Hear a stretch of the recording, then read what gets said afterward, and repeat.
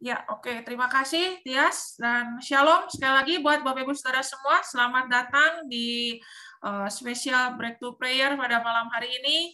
Dan malam hari ini kita akan mengangkat satu topik bahasan, yaitu tentang smart investment. Dan kita mau sama-sama belajar mengerti kebenaran firman Tuhan, ya, supaya kita sebagai anak-anak Tuhan bisa berinvestasi dengan bijak, ya. Kita tidak mengalami yang tadinya mau untung malah jadi buntung. Nah, hari ini kita akan bersama-sama mendengarkan kebenaran firman Tuhan yang akan diajarkan dan dilayani oleh Pastor Joni Heriawan. Beliau adalah chairman dari JPCC Foundation. Dan saya mempersilahkan Pastor Joni, waktu dan tempat saya persilahkan. Selamat malam, teman-teman semua. Shalom, apa kabar? Shalom. Saya berharap kita semua didapati dalam keadaan baik. Oke, sebelum kita mulai, saya ajak kita semua untuk mari kita menghampiri Tuhan saja. Terima kasih Tuhan malam hari ini. Biar apa yang kami cari, kami temukan. Biar apa yang kami minta, Tuhan yang sediakan. Biar pintu yang kami ketuk, Tuhan bukakan. Malam hari ini Tuhan, bukan hikmat manusia yang kami cari, tapi kami mencari perkara yang datangnya dari Tuhan. Yang disampaikan dengan kalimat yang sederhana, yang mudah kami mengerti untuk kami kerjakan di dalam kehidupan kami sehari-hari. Kami buka hati dan pikiran kami minta Roh Kudus Kau menolong kami menerobosi hati dan pikiran kami seperti air yang menerobosi kami. Karena itu pakai hamba-Mu ini biar apa yang dinyatakan hanya merupakan isi hati Tuhan saja. Nah, kami berjanji setiap kemuliaan hanya bagi nama Tuhan saja. Terima kasih Tuhan, di dalam nama Tuhan Yesus kami berdoa dan mengucap syukur. Amin. Amin.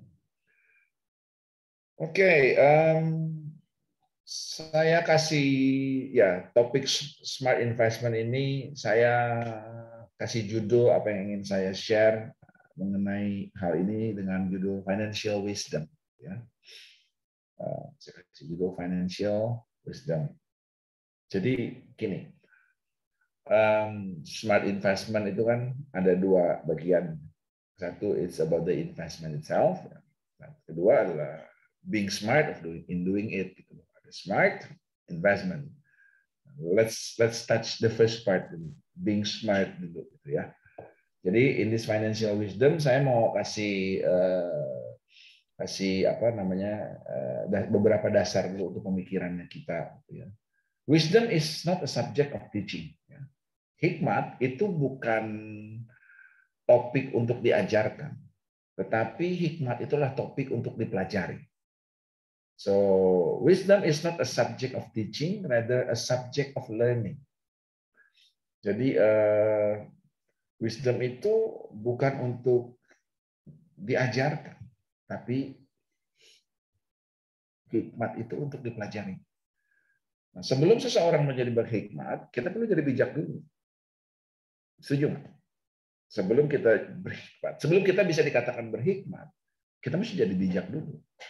Karena hanya orang bijak yang bisa menerima hikmat. Nah, seringkali kita terjebak dalam pemikiran kalau seseorang berhikmat, maka dia jadi orang bijak. Hikmat itu bukan subject of teaching. Hikmat itu, wisdom is a subject of learning. Nah, sebelum menjadi berhikmat, kita perlu jadi bijak lebih dahulu. Nah, ini bukan teorinya saya. Ini adalah apa yang firman Tuhan katakan. Sebab hanya orang bijak yang bisa menerima hikmat. Apa maksudnya? Nih, ya. Kan ada orang bodoh sama orang bijak. Ya kan? Firman Tuhan bilang, ada orang bodoh, orang bebal, itu farmnya sama tuh. Orang bodoh, orang bebal, di sebelah sini nih. Lalu ada orang bijak, orang di Alkitab suka dikatakan sebagai orang pandai, orang benar. Ya. Nah, orang bodoh, orang bebal, orang fasik suka dipakai termnya itu ya. Jadi itu satu farm, bodoh, bebal, fasik, pencemooh, satu kelompok. Kelompok lain ada orang bijak, ada orang pandai. Nah, ini di kelompok yang lain. Nah, di dalam pekerjaan saya ke daerah, saya sering kali diajak ngomong gini sama orang di kampung. Pak, kita nih bodoh soalnya nggak ada yang ngajarin, Pak. Nah, statement itu menggelitik pemikiran saya. Benarkah orang bodoh karena nggak ada yang ngajar? Karena orang bodoh bukan perlu diajar. Orang yang bodoh itu bukan perlu diajar, tetapi diajak untuk menyadari bahwa dia perlu membuang kebodohannya. Jadi orang bodoh itu bukan harus diajar, tapi dia perlu diajak untuk menyadari bahwa dia perlu membuang kebodohannya. Jadi kebodohan itu bukan harus diajar, kebodohan itu harus dibuang. Kalau kebodohan itu harus diajar, kita tergantung sama orang lain. Karena firman Tuhan selalu mulai everything always start inside out. Segala sesuatu yang diperlukan oleh sebuah benih sudah ada di dalam benih itu sendiri. Cuman benih itu perlu lingkungan yang tepat, perlu tanah yang tepat, perlu musim yang tepat, perlu air jumlahnya yang tepat untuk supaya dia bisa tumbuh, gitu kan? Tapi semuanya sudah ada di dalam benih itu sendiri. Nah, jadi orang bodoh bukan perlu diajar, tetapi perlu diajak untuk menyadarinya sehingga dia mengambil keputusan untuk membuang kebodohannya. Nah, mulainya dari situ. Amsal 9 ayat yang ke-6. Amsal 9 ayat yang ke-6. Buanglah kebodohan, maka kamu akan hidup. Dan ikutilah jalan pengertian. Jadi kebodohan itu harus diapain? Salomo bilang, bukan diajar, harus dibuang. Nanti kita elaborate lebih lanjut. Jadi orang bodoh itu mesti dibuang. Jadi benar tuh joke-nya anak muda, joke-nya saya zaman dulu saya masih muda. Ada tuh pelawak-pelawak tertentu yang kalau ngomong ini, bego kok dipelihara sih? Pernah dengar? Bodoh kok dipelihara? Itu biblical. Karena bodoh bisa dipelihara. Sebab kebodohan itu harus dibuang. Nah, tanpa kita mengambil keputusan untuk membuang kebodohan atau kebebalan, kita tidak akan pernah menjadi bijak. Kalau kita nggak buang kebodohan atau kebebalan, kita nggak akan pernah jadi bijak. Tanpa kita menjadi bijak, bagaimana kita bisa berhikmat? Bagaimana kita bisa mengambil keputusan dengan tepat? Jadi bodoh itu nggak bisa diajar. Nah, mari kita bahas lebih lanjut. Amsal 9 ayat yang ke-7 sampai yang ke-9. Dikatakan seperti gini, siapa mendidik seorang pencemooh, mendatangkan cemooh. Siapa mendidik seorang pencemooh? Ya, pencemooh, bodoh, bebal, satu kelompok kan? Saya pakai kalimat supaya kita kenal. Siapa mendidik seorang bodoh, mendatangkan cemooh kepada dirinya. Jadi orang bodoh kalau dididik mencemooh. Dan siapa mengecam itu menunjukkan kesalahannya. Seorang fasik, seorang bodoh mendapat celah. Jadi orang bodoh kalau diajarin, dikecam, dikasih tahu kesalahannya, nyela. Jangan mengecam seorang pencemooh, jangan menunjukkan kesalahan seorang bodoh supaya kamu jangan dibencinya. Jadi orang bodoh dikasih tahu kesalahannya, membenci. Tapi kecamlah orang bijak. Tunjukin kesalahan orang bijak, maka engkau akan dikasihinya. Kamu tuh kalau gini jangan gitu, jadi nggak bagus kalau gitu. Oh gitu ya, waduh gua nggak ngeh tuh. Thank you inputannya.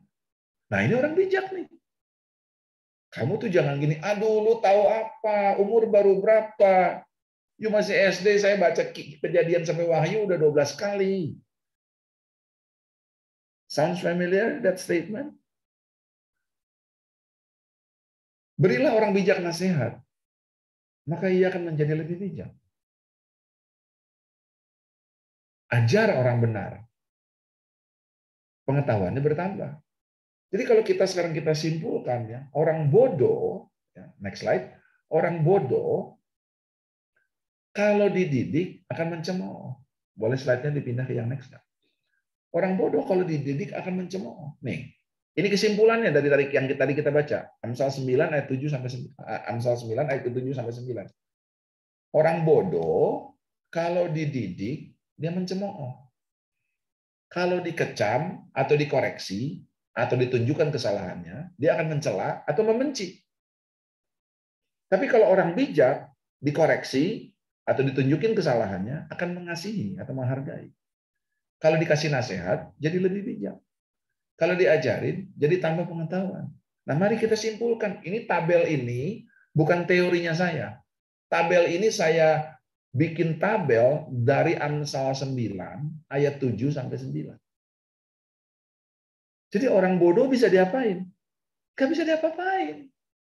Diajar, dididik, mencemooh. Dikasih tahu salahnya kayak apa, nyela. Dikasih tahu salahnya kayak apa, membenci. Usah tahu. Gue males nih sama dia nih. Gue benci bener nih sama dia nih. Koreksi melulu. Nah, jadi adakah harapan buat orang bodoh? Nggak ada. Makanya firman Tuhan bilang, buanglah kebodohan. Maka kamu akan hidup. Jadi kalau kebodohan nggak dibuang, kita nggak hidup nih. Jadi kebodohan itu perlu dibuang. Kebodohan tidak bisa diajar, tapi harus dibuang. Baru kita bisa belajar. Makanya saya bilang, wisdom is not a subject of teaching, it's a subject of learning. Nah, to learn wisdom, kita mesti jadi bijak. Setelah kita jadi bijak, baru kita bisa jadi orang yang berhikmat, karena kita jadi peka terhadap hikmat. Nah, nggak seorang pun punya pengalaman akan hari esok, setuju nggak? Tidak ada seorang pun punya pengalaman akan hari esok. Kita bisa menganalisa kemarin, kita lagi ngomong investment nih, misalkan. Kita bisa lihat performance-nya sebuah produk investasi. Tahun lalu return-nya sekian. Terus dulu harganya segini, terus naik segini. Kita bisa menganalisa dari apa yang terjadi kemarin. Tapi bisakah kita pastikan apa yang terjadi kemarin akan terjadi lagi besok? Kalau kemarin saham kita naik 10%, apakah besok akan naik 10%? Kalau ya, kata siapa? Dasarnya apa? Kan gitu. Jadi kita nggak bisa mempredik hari esok. Kita nggak tahu, kita nggak punya pengalaman akan hari esok. Apalagi dalam dunia investment, kita akan selamat karena kita nggak punya pengalaman akan hari esok. Jadi kita ini akan selalu menjadi orang yang tidak berpengalaman. Ya. Jadi mengenai hari esok, kita semua, saudara dan saya, termasuk yang ngomong nih, kita ini orang yang nggak pengalaman. Nah, kepada orang yang berpengalaman, yang tidak berpengalaman, selalu ketemu dua buah undangan. Amsal 9 ada yang pertama. Undangannya hikmat. Hikmat telah mendirikan rumahnya, menegakkan ketujuh tiangnya. Jadi hikmat bikin pesta nih. Memotong ternak sembeliannya, campur anggurnya, menyediakan hidangannya. Pelayan-pelayan perempuan telah disuruh berseru-seru di atas tempat yang tinggi di kota. Jadi hikmat bikin undangan. Undangannya nyaring, berteriaknya di tempat-tempat tinggi di kota. Apa undangannya? Siapa yang tidak berpengalaman, ayat keempat. Siapa tidak berpengalaman, singgahlah kemari. Si hikmat mengundang nih. Kalau you nggak pengalaman, datang kemari. Dan kepada yang tidak berakal budi, katanya, mari makan rotiku dan minum anggur yang telah kucampur. Lalu baru dia bilang yang tadi kita bahas pertama kali, buang tuh kebodohan, maka kamu akan hidup. Itu undangannya si hikmat. Jadi yang saya bilang bahwa kebodohan itu harus dibuang, itu undangan dari hikmat. Kamu mau hidup berhikmat, kamu nggak punya pengalaman akan hari esok, datang kemari. Kamu nggak punya pengalaman, datang kemari. Dan kepada yang tidak berpengalaman, katanya, buanglah kebodohan, maka kamu akan hidup. Dan ikutilah jalan pengertian. Kita semua tahu, mengenal yang Maha Kudus, itulah pengertian. Ya kan? Betul kan, permulaan dari hikmat ialah takut akan Tuhan dan mengenal yang Maha Kudus, itulah pengertian. Jadi buanglah kebodohan, maka kamu akan hidup dan ikutilah jalan pengertian. Tapi undangannya bukan cuma satu ini, karena kita nggak punya pengalaman. Ada undangan seolah-olah gini, mau ke kiri atau mau ke kanan. Undangan yang satu bilang buanglah kebodohan, undangan hikmat. Sekarang datang undangan yang kedua, Amsal 9 ayat 13, undangan kebodohan. Dikatakan perempuan bebal cerewet sangat tidak berpengalaman ia dan tidak tahu malu. Ia duduk di depan pintu rumahnya di atas kursi di tempat yang tinggi di kota. Di mana? Di tempat yang tinggi di kota. Jadi baik hikmat maupun kebodohan, dua-duanya ngundang sama orang yang berpengalaman. Dan dua-duanya teriak-teriak di kota. Berteriak dengan sangat nyaring. Dan kita bisa lihat ini ada di mana-mana dalam sekeliling kehidupan kita. Dan orang yang berlalu di jalan, yang lurus jalannya, diundangnya dengan kata-kata. Perhatikan undangannya. Perhatikan undangannya si kebodohan. Siapa yang tidak berpengalaman, singgahlah kemari. Tadi waktu si hikmat mengundangnya gimana? Siapa yang tidak berpengalaman, singgahlah kemari. Sekarang kebodohan juga mengundang yang sama. Siapa yang tidak berpengalaman, singgahlah kemari. Dan kepada orang yang tidak berakal budi katanya, air curian manis. Dan roti yang dimakan dengan sembunyi-sembunyi, lezat rasanya. Nah, jadi kita nggak pernah punya pengalaman akan hari esok. Oke. Jadi saya kasih basis pertama mengenai ya saudara kasih topik a smart investment, a financial wisdom saya bilang. Jadi kita ini selalu nggak punya pengalaman. Nah, kalau kita mau punya wisdom, kalau kita mau punya hikmat, kita mesti buang kebodohan. Berarti kita mesti meresponi undangan hikmat. Undangan untuk menjadi bijak. Kalau kita meresponi undangan kebodohan, ya kita akan beresonansi dengan segala sesuatu yang nampaknya bodoh. Dan dia berseru-serunya di mana? Di mana-mana, di kota, di tempat yang tinggi. Dan kepada dua-duanya dia berseru sama nyaringnya. Singkat cerita, atas apa yang pernah terjadi akhir-akhir ini. Ada inilah, ada itulah, orang ketipu inilah, kejeblos itulah. Nah, dua-duanya udah berseru dengan nyaring. Hikmat ada di mana? Hikmat ada di mana-mana. Di pom bensin ada hikmat. Ditulisnya sebagai apa? Matikan mesin waktu mengisi. Itu hikmat. Di jalan tol ada hikmat. Jangan gunakan bahu jalan. Menyusullah dari sebelah kanan. Itu hikmat. Kalau kita ke bank, ada hikmat. Hitunglah uang sebelum meninggalkan kasir. Itu hikmat. Bahkan di kotak rokok ada hikmat. Ayo coba dilihat rokoknya. Nah, ada hikmat. Merokok tidak baik bagi kesehatan, merusak kesehatan. Berbahaya buat janin, menyebabkan kanker paru-paru. Tapi apa kata orang bodoh? Lihat, orang bodoh dikasih tahu, nyela kan? Jadi dia nggak akan bisa mendapatkan hikmatnya karena dia nggak bisa beresonansi dengan hikmat yang ada. Nah, kita nyempil sedikit soal investasi. Dari dulu kita udah tahu, namanya orang dagang. Siapa yang bisa dagang bilang ini? Gua pasti untung kalau dagang. Nggak ada kan? Udah hukumnya namanya dagang, bisa untung, bisa rugi. Jadi kalau ada yang nawarin dagangan bilang beli ini pasti untung, saya udah tahu. Ada yang bunyi ini alarm di hati saya. Kalau gitu lu beli aja sendiri, ngapain lu jualin sama orang lain? Lu jadi orang paling kaya di dunia. Beli aja sendiri. Coba ke pasar malam tuh zaman dulu tuh ada orang suruh masang nomor. Besok pasang nomor segini pasti menang. Bos, beli aja sendiri. Jangan cerita-cerita sama orang. Kan lu untung sendiri, ngapain cerita-cerita sama orang? Oh, saya soalnya dapat wangsit nih, nggak boleh beli sendiri, harus sama omong, ngerti ya? Omong kosong lah, gitu, ngerti nggak? Tapi jadi gini, di satu sisi kalau investment yang pasti untung itu nggak ada, bisa untung, ya bisa rugi. Sok mau dagang apa yang pasti untung? Kan nggak ada, bisa untung, bisa rugi. Lalu ada lagi yang bilang gini, yang kita udah kenal, ini juga hikmat. If it is too good to be true, then it is too good to be true. As simple as that.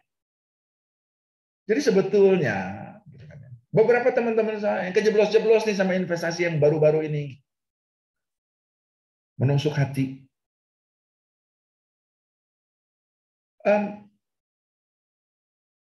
Saya udah ngomong, ada sama beberapa teman dari dulu saya bilang, jangan. Kok, di sisi orang manggil saya kok soalnya.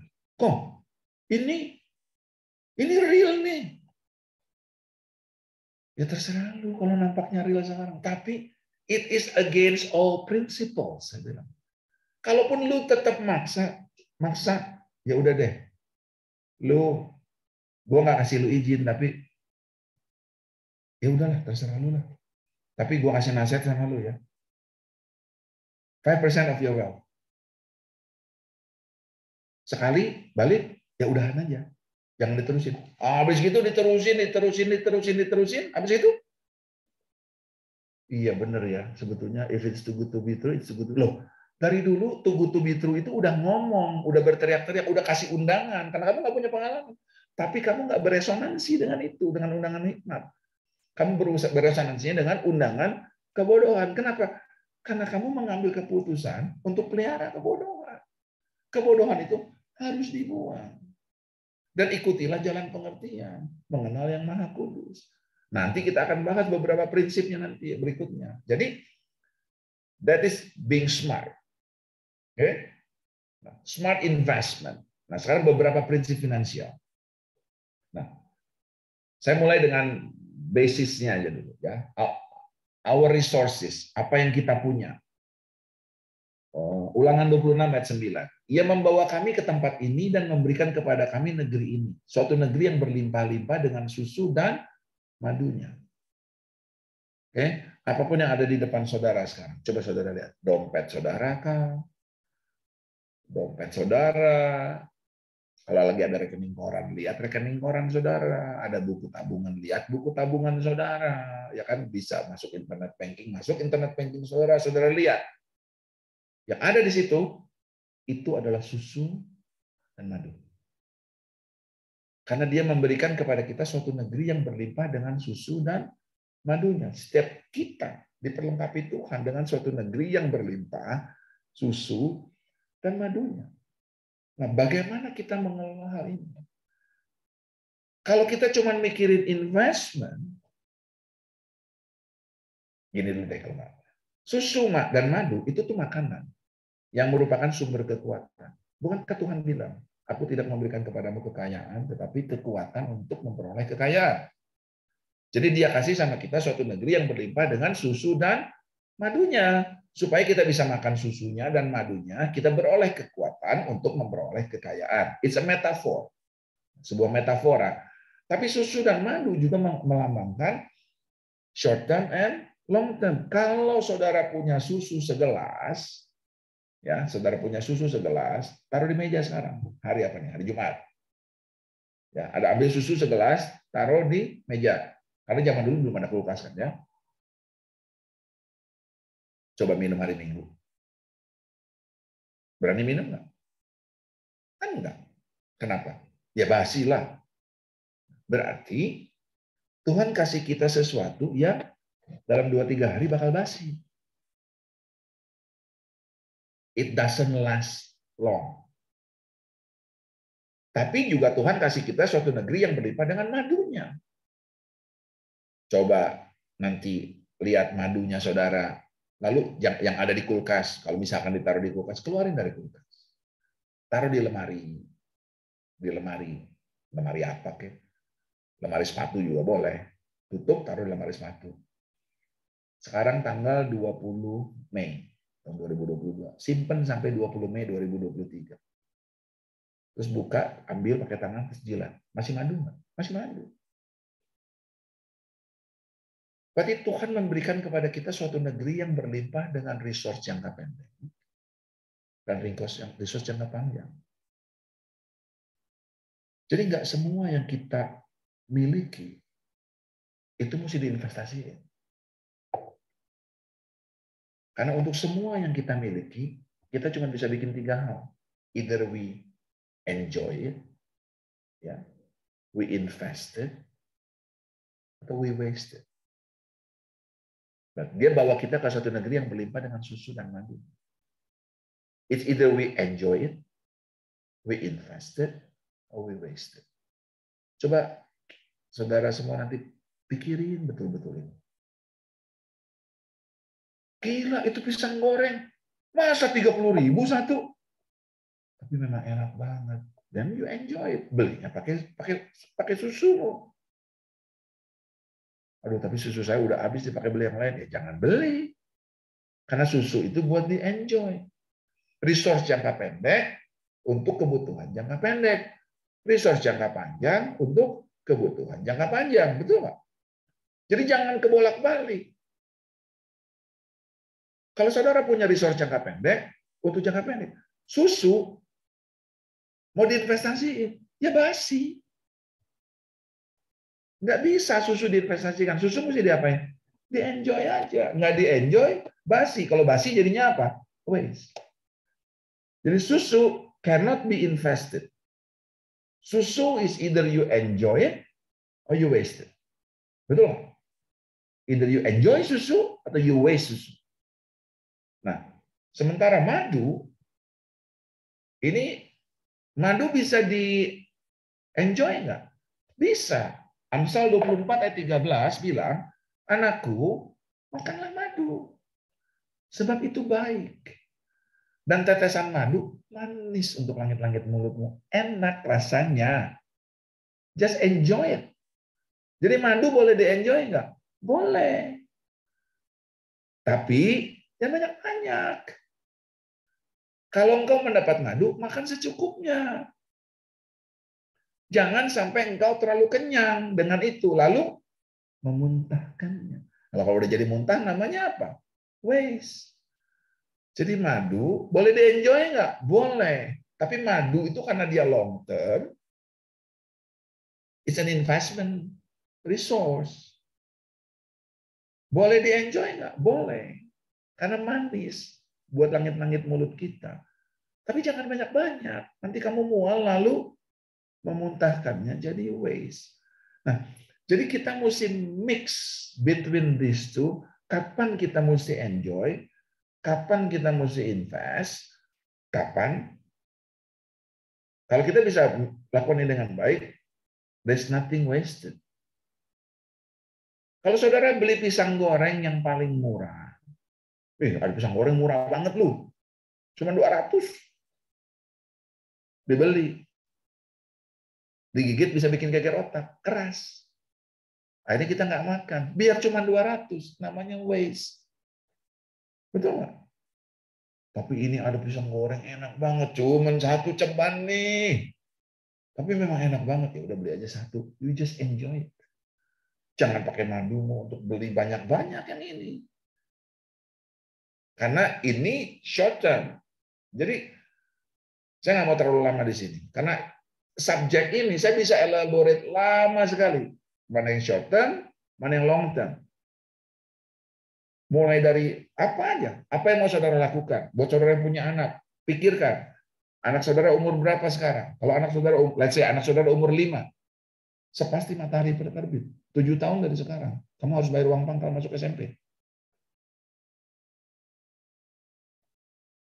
Jangan tunggu nanti 7 tahun lagi baru tiba-tiba baru dapat wahyuan kayak SMP itu mahal. Dari sekarang udah tahu, kan saya udah bilang. Kalau anakmu sekarang umur 5, 7 tahun lagi bayar uang pangkal SMP. 10 tahun lagi bayar SMA. 13 tahun lagi bayar uang kuliah, uang pangkal. Nah, di mana kamu punya visi anak kamu mau kuliah? Kalau visi kamu namanya UCLA, USC, Yale, Harvard, madumu namanya USD. Simple. Kalau visinya adalah UNSW, Wollongong, Melu, Monash, madumu namanya EUD. Kalau di Nanyang, Simpoli, ya madumu namanya SGD. Kalau di Depok, di Bulak Sumur, ya kan? Di Ganesha, yang madumu namanya IDR.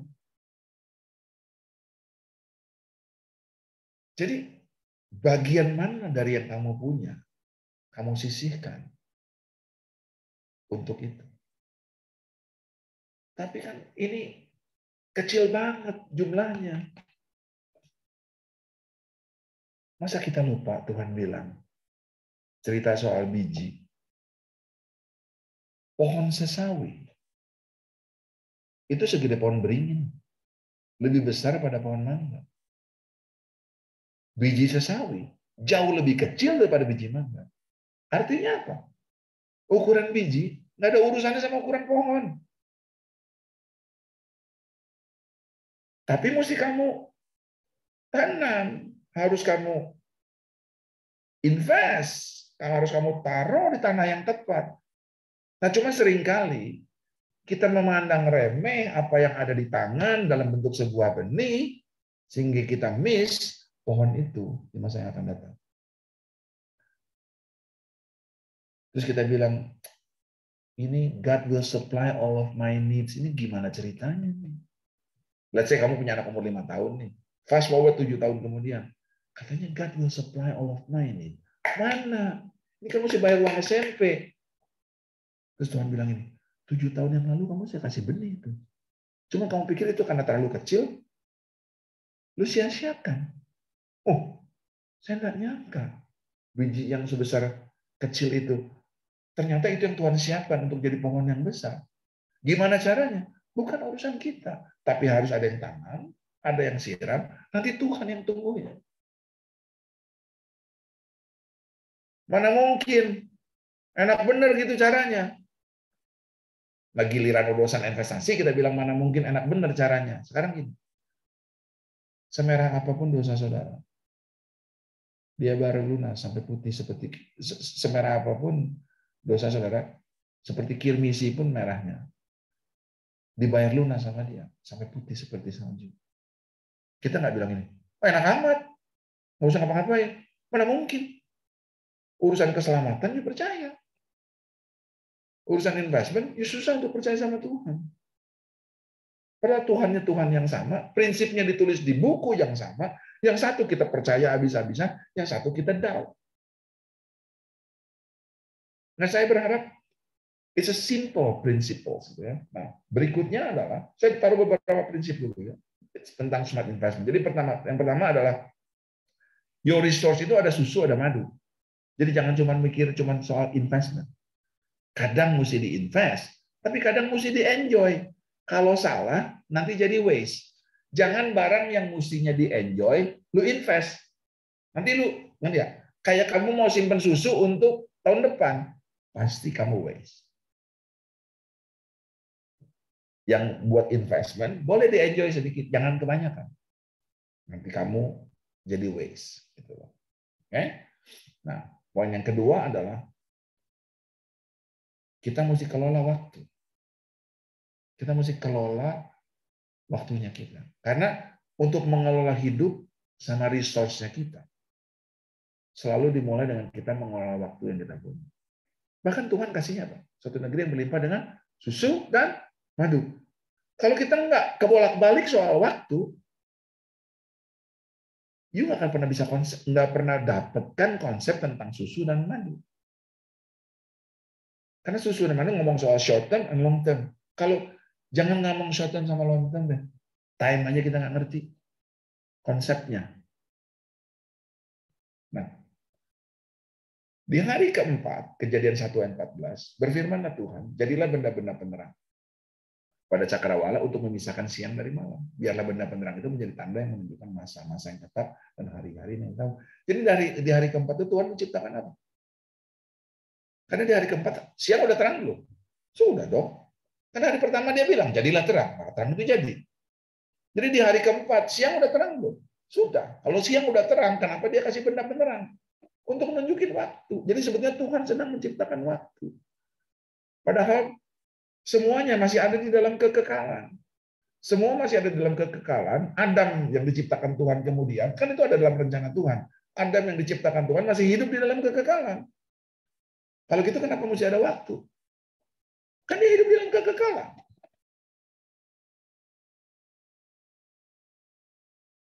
Karena Tuhan bilang sama Adam, Kelolalah, taklukkanlah, berkuasalah. Bagaimana bisa mengelola kalau nggak ada waktu?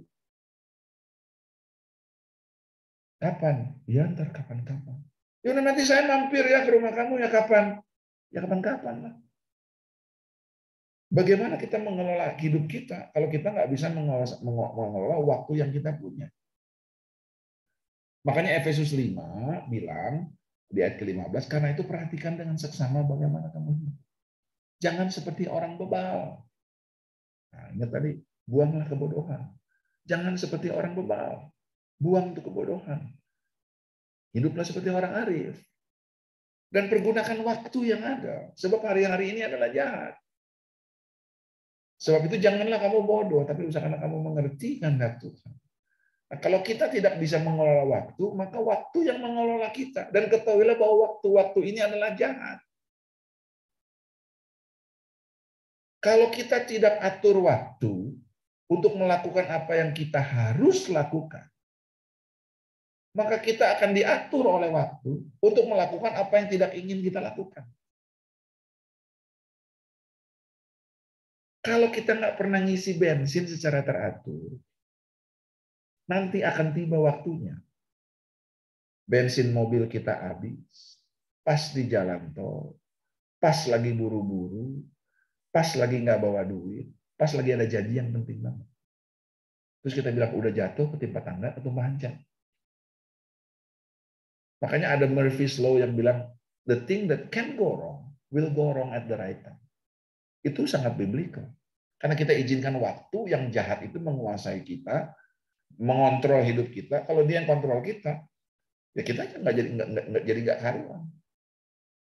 Nah, cuman seringkali waktu itu ketipu kita urusan ya sama seperti tadi saya bilang soal investasi antara benih sama pohon. Kita kesaru bahwa Tuhan sedang mempersiapkan pohon yang besar karena yang kita terima adalah benih yang kecil.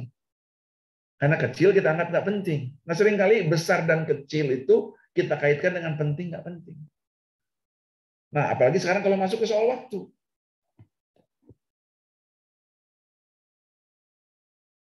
1 tahun kan nggak lebih penting dari 1 bulan. 1 hari kan nggak kalah penting dari 1 bulan. Semuanya sama penting. Kalau mau tahu arti 1 tahun, tanya sama anak yang baru naik kelas. Apa artinya 1 tahun?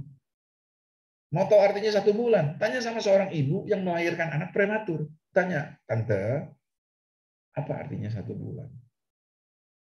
Seluruh dunia artinya buat dia. Mau tahu artinya 1 hari? Nih tanya sama yang laki-laki semua nih. Besok ya, ntar kapan-kapan, kasih selamat ulang tahun sama pacar atau sama istri, terlambat sehari.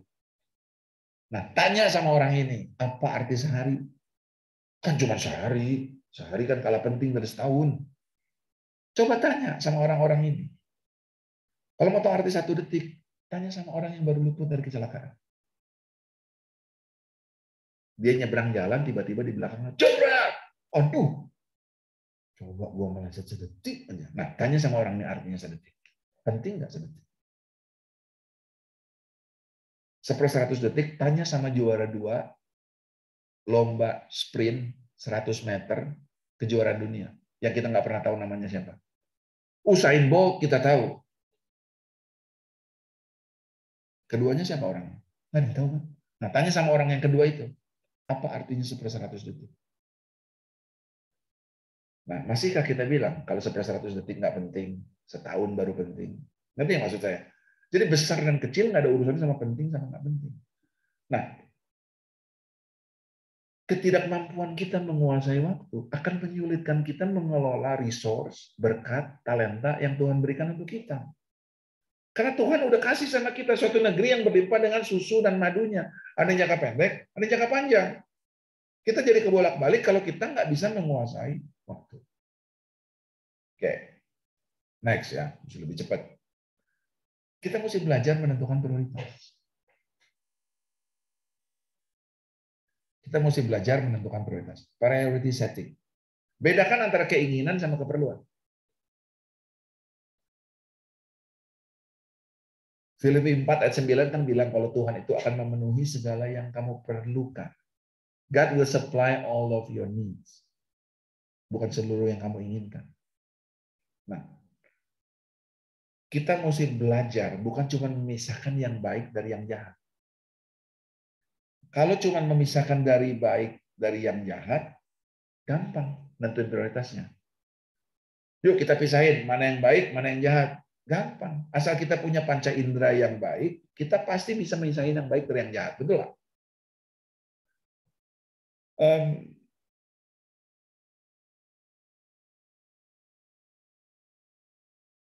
Yakobus 5 ayat 14, nggak ada di slide.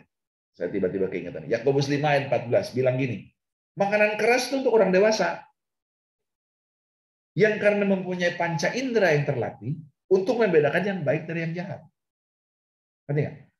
Jadi kalau kamu mau bedain yang baik dari yang nggak baik, kamu cuma perlu jadi orang dewasa yang punya panca indera yang terlatih aja. Bagaimana cara membedakan tanah di tepi jalan? Tanah berbatu, tanah bersemak duri, dari tanah subur. Gampang, lihat aja. Kalau di pinggir jalan, ya tanah tepi jalan. Kalau ada batunya, ya berarti tanah berbatu. Ada semak duri, berarti tanah bersemak duri. Yang nggak ada itu semua, tanah subur. Kan gitu ya. Nah, tetapi ini, bagaimana kita bedakan tanah yang subur? Mana yang 30, mana yang 60, mana yang 100 kali lipat?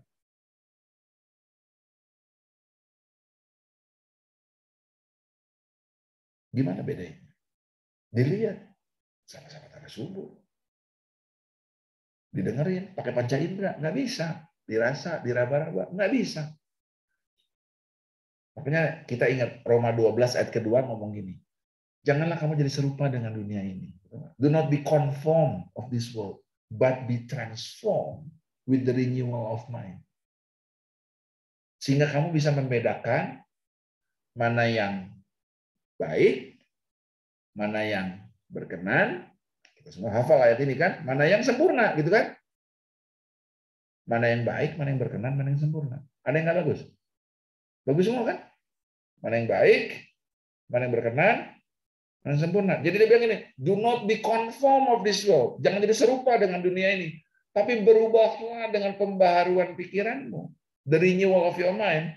Sehingga kamu bisa membedakan mana yang baik, mana yang berkenan, mana yang sempurna. Mana yang 30, mana yang 60, mana yang 100 kali lipat. Jadi itu differentiate dari yang subur, kita harus mengalami pembaharuan pikiran.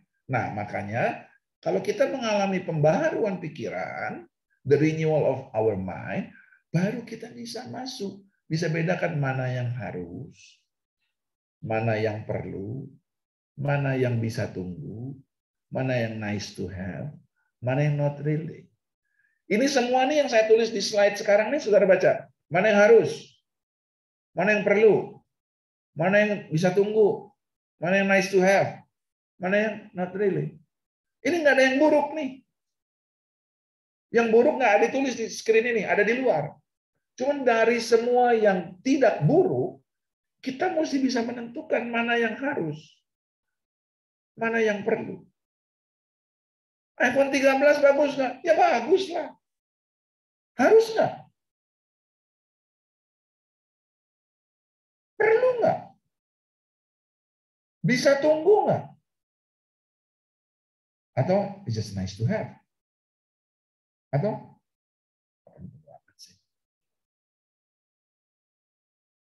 tapi barangnya tetap bagus. Hanya karena keluar model yang baru, yang nomor serinya lebih tinggi, nggak langsung harus kita ganti, kan gitu. Mana yang harus, mana yang perlu, mana yang bisa tunggu, mana yang nice to have, mana yang. Tapi kalau tiba-tiba gini, HP saya rusak nanti total. Ya dan kamu harus beli HP. Harus yang itu nggak? Nah, kita timbang lagi sekarang. Jadi kita mesti belajar bisa menentukan prioritas.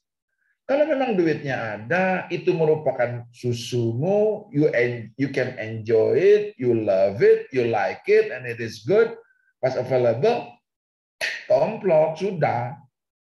Kenapa kamu beli? Mahal kan itu? I enjoy it. And I am resourceful with that. Susu gua cukup buat pakai itu. Gua nggak kebanyakan pakai madu untuk itu. Saudara mengerti apa yang saya maksudkan? Nah, tapi kita mesti belajar menentukan jenjang prioritas. Karena kalau semuanya penting, berarti nggak ada yang penting.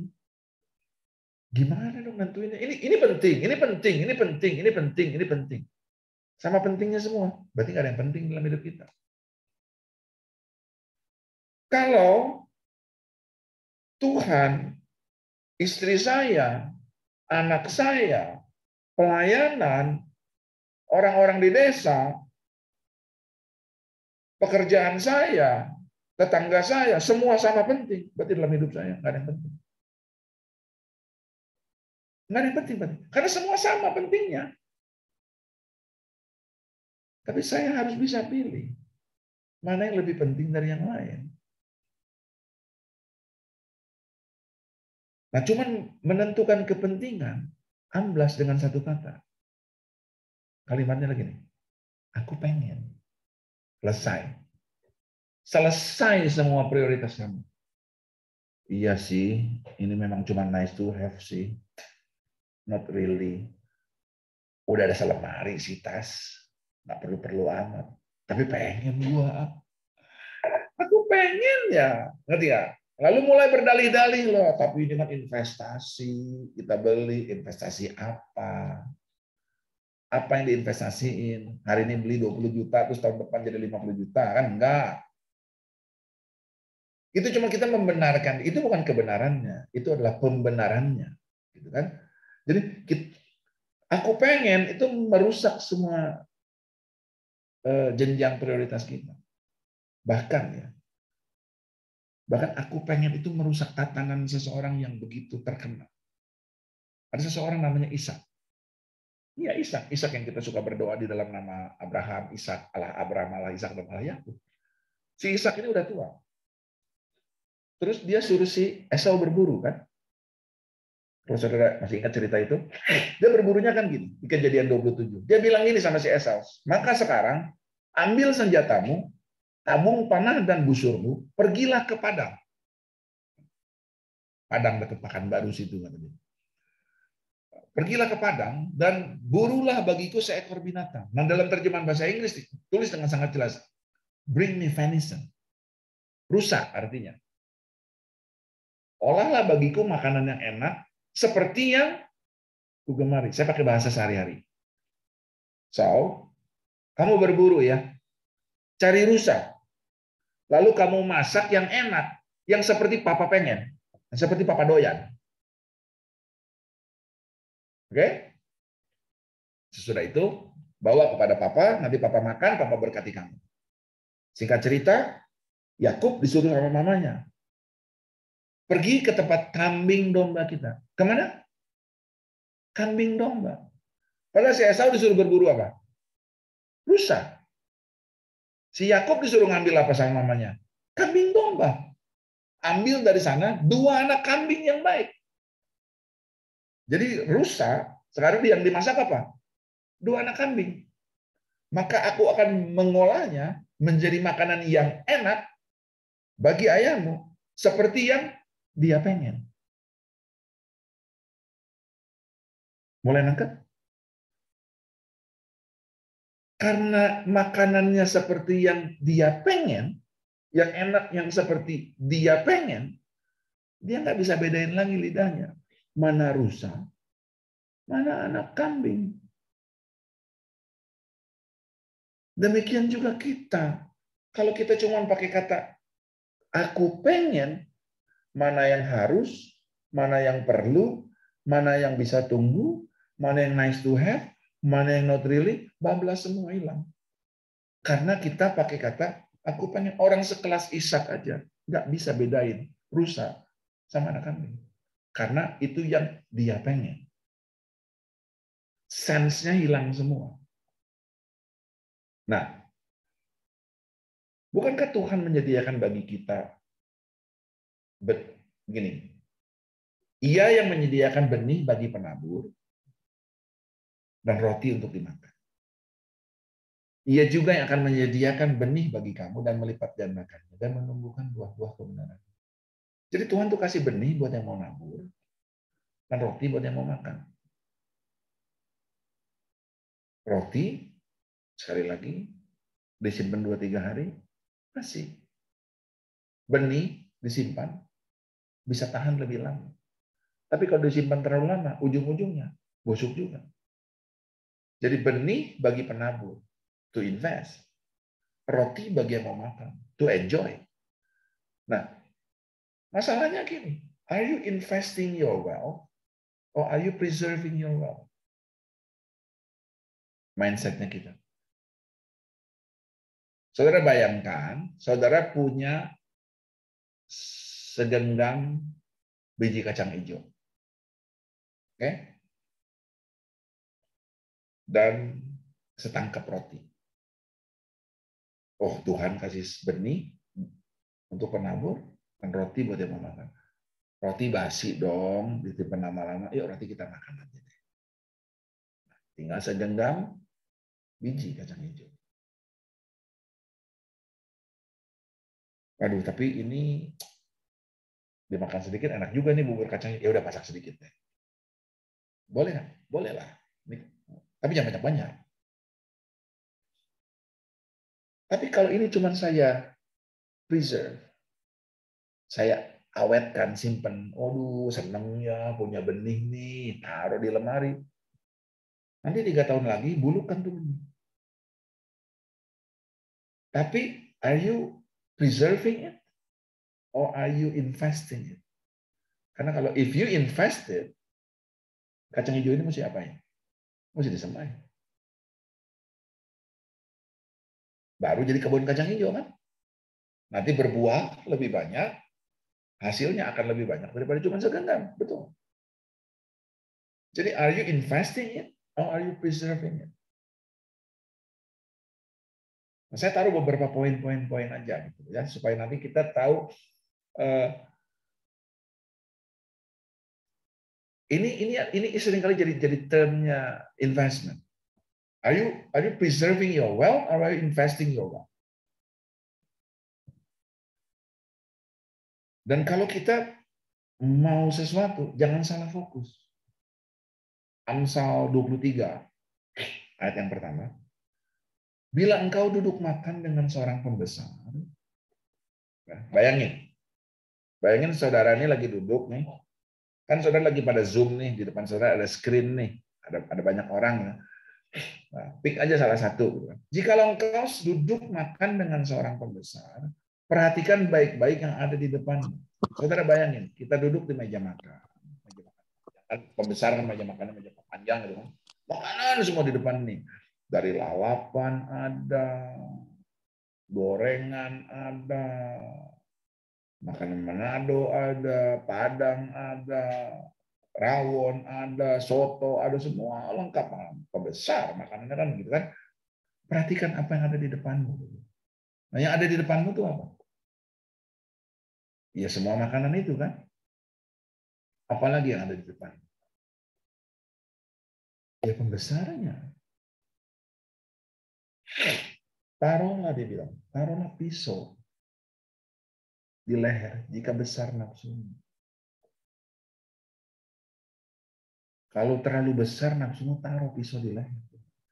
Jangan ingin akan makanan yang lezat. Itu adalah hidangan yang menipu. Karena gini, kalau kita fokusnya sama pembesarnya, dan kita hidup menyenangkan si pembesarnya, kita duduk makan dan menyenangkan si pembesarnya undang kita lagi. Kalau dia undang kita lagi, makan seperti ini mah udah jadi biasa, karena kita akan ketemu terus sama pembesarnya. Tetapi kalau saudara pembesarnya lagi nunggu, mau ajak ngobrol saudara, aduh ini rawon, ini udang, ini lupa sama ada pembesarnya di depan. Pembesarnya bilang, ya makan sama dia. Gua nggak diajak ngobrol nih. Makanannya aja yang jadi fokus. Saudara mengerti apa yang saya maksud? It's just a metaphor. Terus berikutnya dia bilang ini, jangan bersusah payah untuk menyelidikanya. Tinggalkanlah niatmu itu. Kalau engkau mengamat-ngamatinya, lenyaplah ia. Karena tiba-tiba ia bersayap, lalu terbang ke angkasa seperti Raja Wali. Jadi kaya tuh harusnya tidak jadi tujuan. Sehingga kita nggak perlu susah payah untuk mencapainya. Jadi kaya itu akibat dari apa yang kita lakukan. Nah, ini yang seringkali orang kepleset when you are investing. Karena yang diukur adalah how much you want to get. How much you want to gain. Coba yang kemarin jadi problem, kenapa orang-orang pada beli? Dijanjiin pasti untung, dan returnnya bagus banget. Bisnis apa yang bisa return ratusan persen setahun? If it's too good to be true, then it is too good to be true. Tinggal undangan yang mana yang mau kita dengerin. Undangan hikmat atau undangan kebodohan. Jadi menjadi kaya itu nggak seharusnya jadi tujuan. Sehingga kita nggak perlu susah payah mencapainya. Ini bukan saya yang bilang. Ini Salomo yang bilang. Jangan bersusah payah menjadi kaya. Ini yang ngomong orang yang paling kaya yang pernah hidup di dunia. Jangan bersusah payah jadi kaya. Tinggalkan niatmu itu. Kalau kamu mengamat-ngamatinya, maka ia lenyap. Karena tiba-tiba ia berusaha. Jadi kalau kekayaan itu kita uber, itu kayak judul film, Kejar Daku. Terus dia terbang. Nggak kau kutangkap. Kejar daku, dia terbang. Kan dia terbang. Jadi kaya itu akibat atas apa yang kita lakukan. Nih, Amsal lagi. Amsal 10 ayat keempat bilang ini. Tangan yang lamban membuat miskin, tetapi tangan orang rajin menjadikan kaya. Tangan yang lamban membuat miskin, tetapi tangan orang rajin menjadikan kaya. Jadi peribahasa yang benar tuh gini. Yang Salomo bilang nih, rajin pangkal kaya. Yang ada di kepala kita kan hemat pangkal kaya, betul? Karena itu guru TK kita yang ngajarin. Nah, saudara mau percaya guru TK-mu atau Salomo? Karena guru TK kita yang bilang hemat pangkal kaya. Kalau saudara hemat, ujungnya jadi pelit. Tapi rajin itu pangkal kaya. Kenapa? Karena hemat itu nggak pangkal kaya. Karena ada orang yang menyebar harta, tetapi bertambah kaya. Tapi ada yang berhemat secara luar biasa, namun selalu berkekurangan. Kalau kita bilang firman Tuhan adalah iya dan amin, ini firman Tuhan. Jadi kaya itu bukan sebuah tujuan, tapi kaya itu dari sebuah akibat dari apa yang kita lakukan. Nah, kalau kita mau kaya, apa yang mesti kita lakukan? Rajin. Tangan yang rajin menjadikan kaya. Nah, sekarang orang bilang, supaya kamu bisa ongkang-ongkang kaki doang. Di mana ayatnya? Supaya kita jadi kaya dan ongkang-ongkang kaki doang. Nah, itu undangan hikmat atau undangan kebodohan. Dia berseru dengan sangat nyaring. Nah, sekarang betul-betul memang terjadi. Setelah uangnya digondol, hilang, kita bisa ngapain? Ya ongkang-ongkang kaki doang, udah nggak bisa ngapa-ngapain lagi.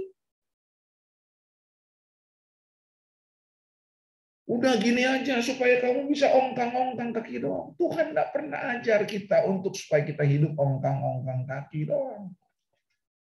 Karena dia bilang sama kita, taklukkanlah, kuasailah, kelolalah, cultivate, manage, atur. Berkat Tuhanlah yang menjadikan kaya. Amsal 10 ayat 22. Susah payah kita tidak akan menambahkan.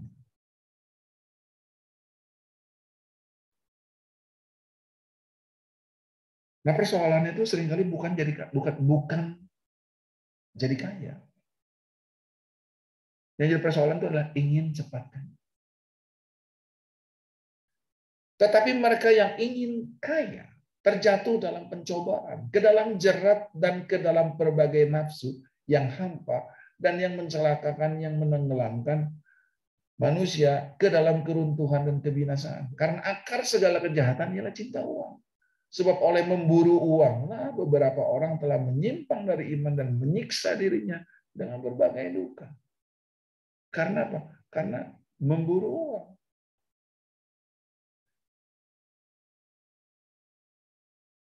Jadi kaya itu rencana Tuhan.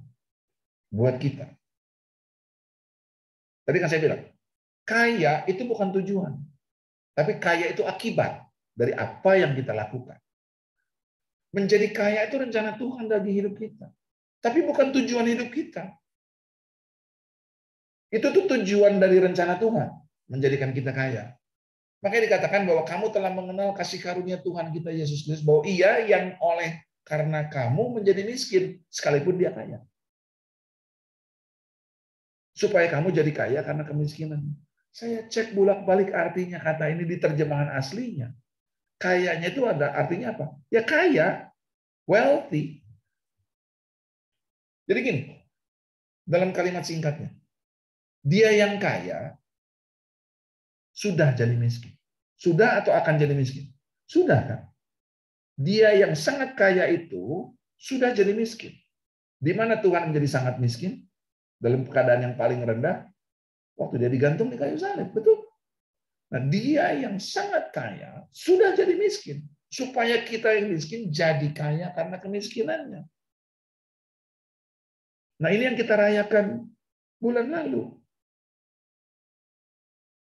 Di atas dasar event yang sama, kita gantungkan keselamatan kita, betul nggak? Kita percayakan keselamatan kita.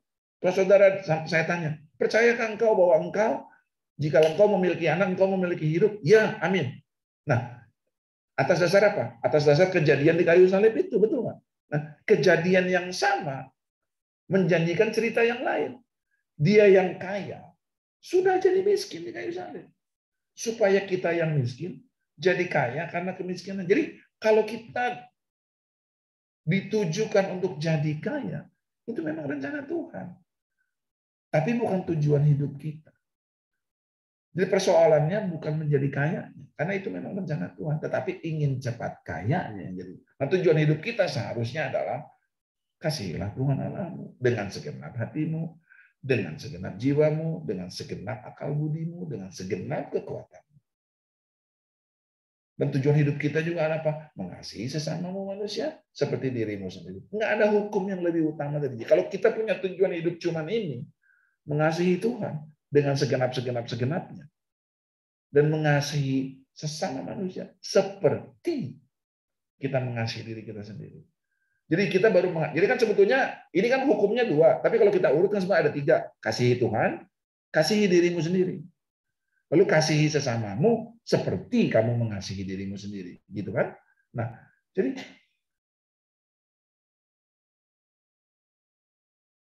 jika engkau mengasihi Tuhan, engkau akan melakukan perintahnya. Dan perintahnya itu enggak berat. Perintahnya itu bilang, love one another. Perhatikan cara kamu hidup. Perhatikan cara kamu melihat sesuatu. Beri, maka kamu akan diberi. Kasihilah sesamamu manusia. Nah, tangan yang rajin menjadikan kaya. Jadilah rajin. Jadi, apapun investasi yang saudara mau beli, taruh di dalam prinsip firman Tuhan ini. If it's against it, saya pribadi, saya tidak lakukan. Kalau kita hanya ongkang-ongkang kaki, walaupun kita ini sangat berharta, apakah kita pikir kita akan menjadi happy, akan menjadi hidup penuh hidupnya? Nggak bisa ngapa-ngapain, duduk-duduk aja. It's a myth. Buat ini yang sering kali dijelaskan di seminar-seminar yang menurut saya gini, ini nggak biblical. Passive income is a myth. Karena prinsip kebenaran selalu aktif, nggak pernah pasif. Saya belum nemu satu prinsip yang pasif. Bahkan keselamatan kita aja is an active act. Harus kita pilih. Kepadamu kuperhadapkan hidup atau mati, berkat atau kutuk. Tuhan bilang, pilih kehidupan. Harus kita pilih, aktif. nggak datang sendiri. Memang bukan kita yang bayar Tuhan, yang bayar Yesus, yang bayar mahal harganya. Tapi kan kita yang minta. Masuk dalam hidupku, jadi raja atas hidupku, ampuni dosaku. Baru kita bisa masuk. Coba perhatikan firman Tuhan semua. Cari, maka engkau akan temukan. Minta, maka engkau akan diberikan. Ketuk, maka pintu akan dibukakan.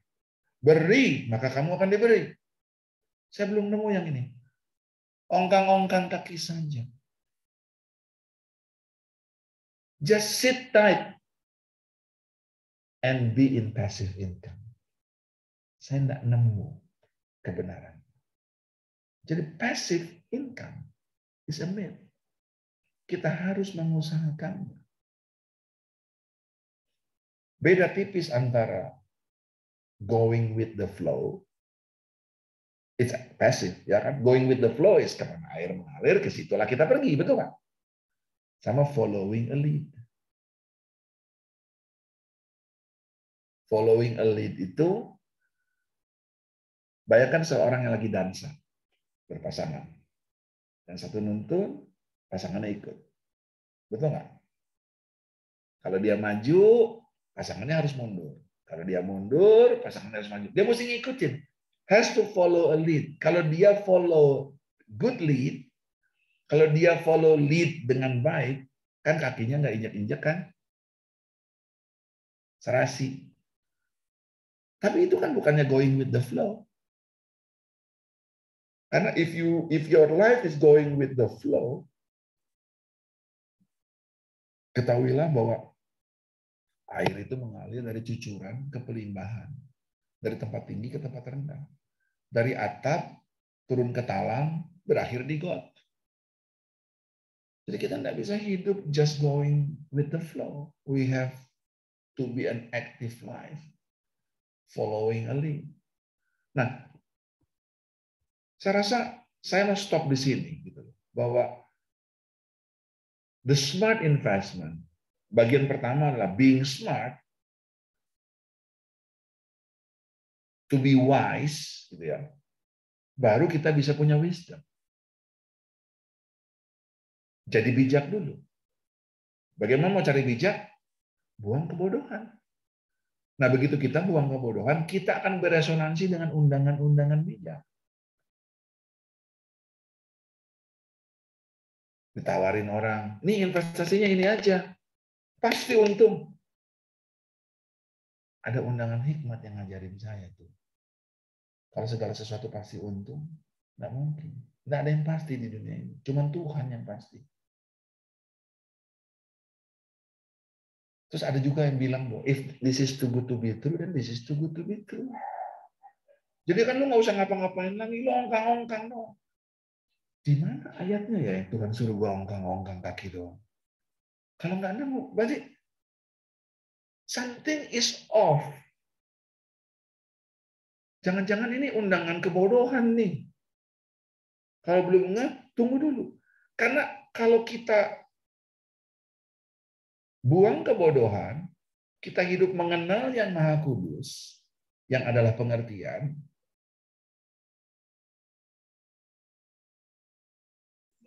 Sama seperti gitar dengan piano. Kalau ditekan tut C, tung, tung, tung, senar C akan bergetar. Bukan senar yang paling dekat sama piano. Misalkan gitar ditaruhnya gini deh. Kalau ditekan pianonya di sebelah sini, ting, tung, tung. Kalau C itu yang ini yang bergetar.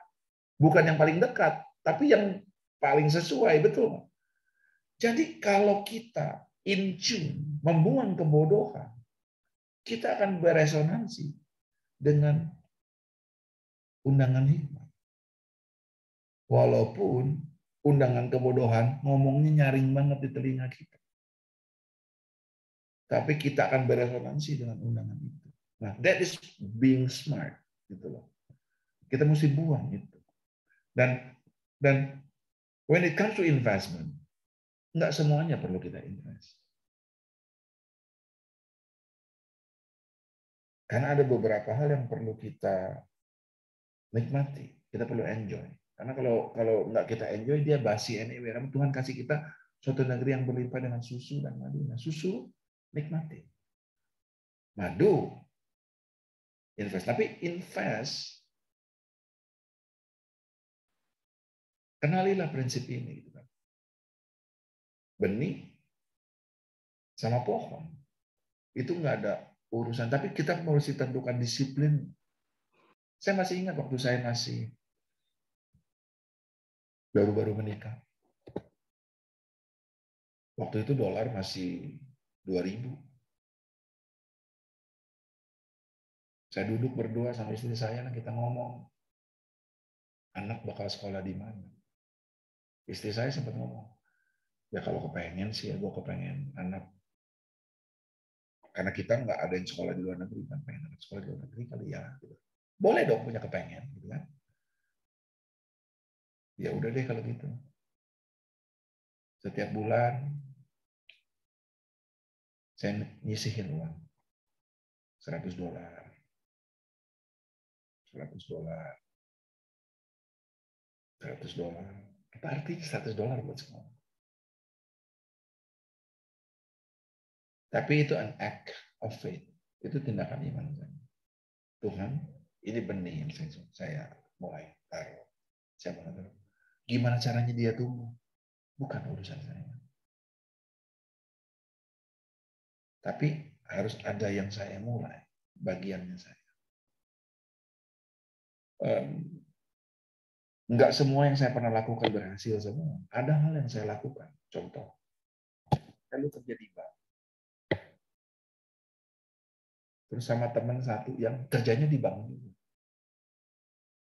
Suatu hari kita ini review, nih saya ini berdua sama dia. Makanya saya dapat teorinya.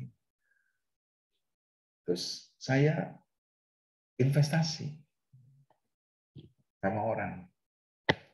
Nanam cabai. Cabai merah. Kan kalau ada satu masa di mana harga cabai itu mahal banget tuh. Saya sama teman saya nih, ikutan nanam cabai. Saya ingat banget tuh, seorang 100 juta modal. Udah lama banget. Jadi uang itu besar sekali waktu itu. Bablas tuh uang. So I learned the hard way.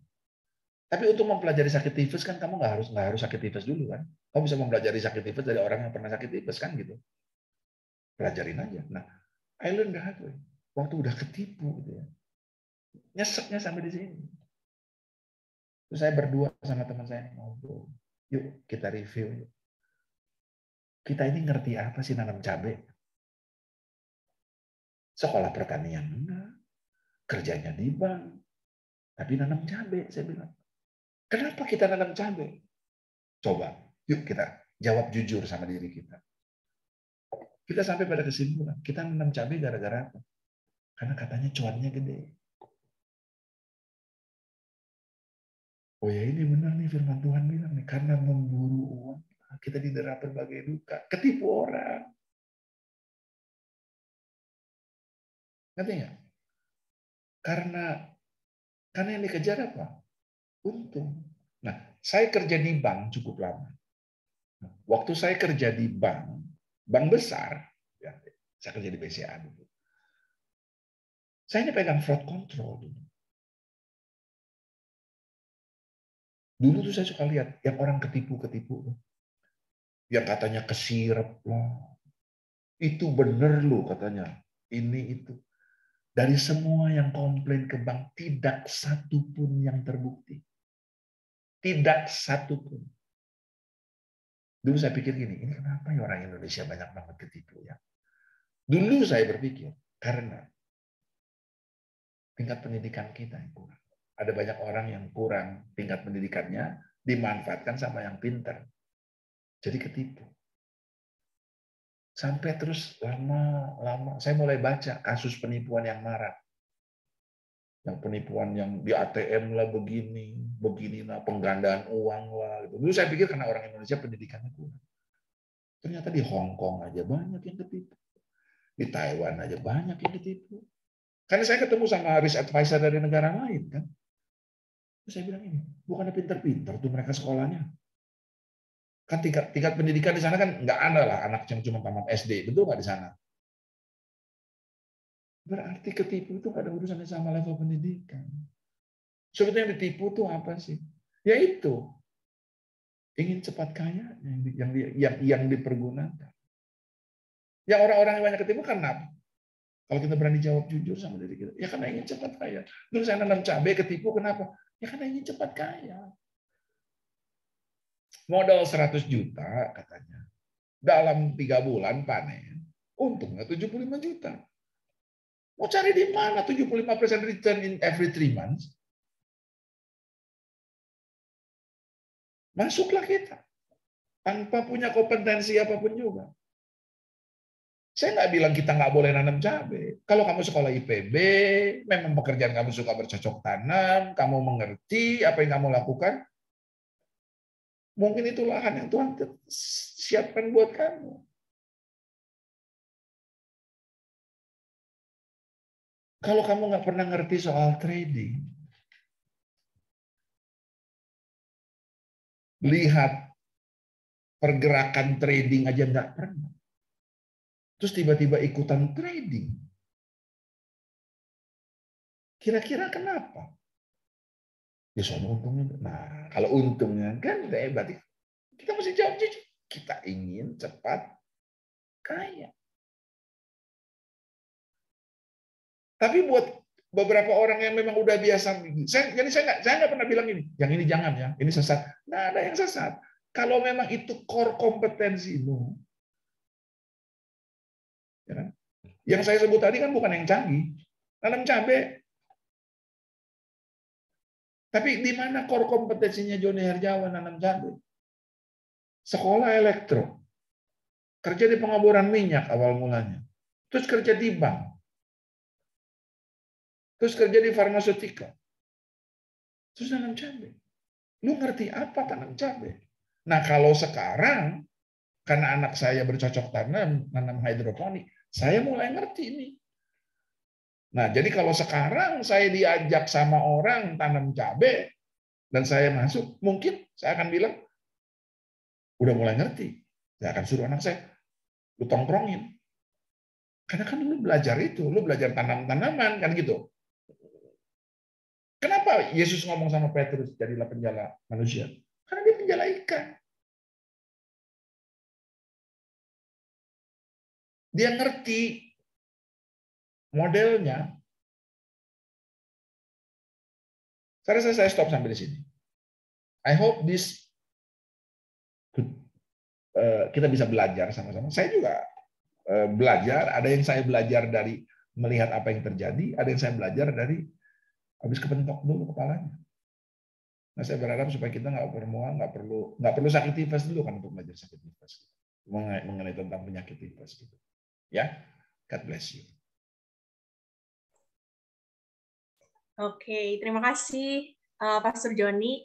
Ini udah banyak sekali ya yang pertanyaan di sini kami sudah terima. Saya akan gabungkan beberapa yang mirip begitu ya Pastor ya, supaya lebih menghemat waktu. Yang pertama, katanya ini contoh dari, kalau tadi Pastor bilang ada susu, begitu, apa saja sih kurang lebih contohnya yang kalau tidak dipakai, itu bisa jadi basi gitu, Pastor.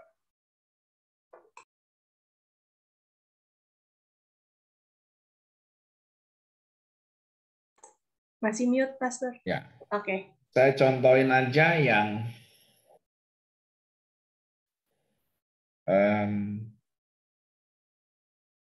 gini. Waktu anak-anak saya masih kecil, ya, sejak anak-anak saya masih kecil, saya suka pergi berlibur sama anak-anak. Definisi saya berlibur tuh gini. Kalau berlibur tuh enggak artinya gini, enggak berarti kamu harus keluar negeri. Ya kalau kamu ada di level itu, mau keluar negeri, ya sah-sah aja. Tapi intinya adalah liburan sama anak, gitu kan ya. Mau keluar negeri boleh, keluar kota boleh, cuman ke Monas juga boleh, ke Ragunan, ke Kebun Raya Bogor juga boleh, ya kan. Terserah mau kemana, ke Pangandaran, ke orang Bandung biasanya pergi. Saya besar di Bandung. Saya sampai SMA saya ada di Bandung. Orang Bandung kan kalau ke pantai ke Pangandaran, gitu kan ya. Jadi kalau saya pergi liburan sama anak-anak, gitu, saya punya teman baik yang gini. I'm a Chinese descendant person. Saya ini keturunan Chinese. Istri saya bukan, walaupun dia lebih putih dari saya.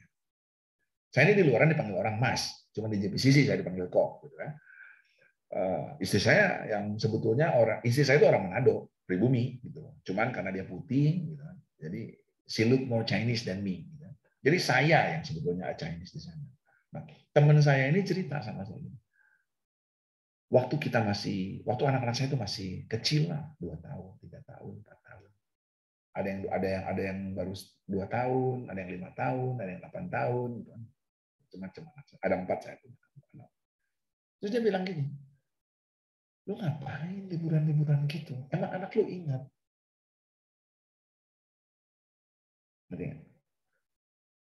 Jadi dia bilang, gua sih nggak usah pakai gitu-gituan. Ntar kalau anak gua udah gede, kata dia, udah gampang gua ajak pergi sekalian. Tempat yang jauh, eksotik, luar negeri sekalian. Sekarang ini ya gua belum ada. Masih kecil, usaha masih kecil. Dia bilang, ya gua simpen aja dulu.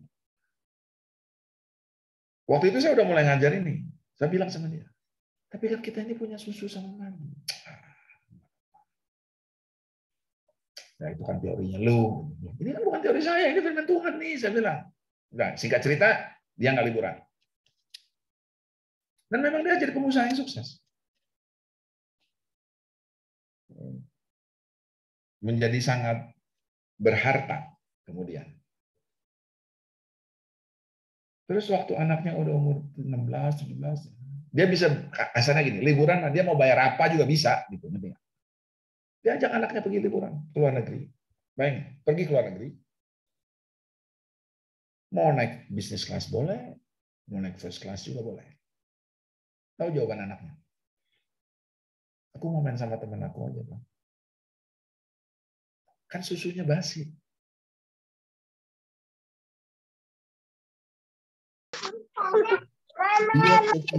Dia kehilangan momen bersama dengan anak-anaknya di luar rumah.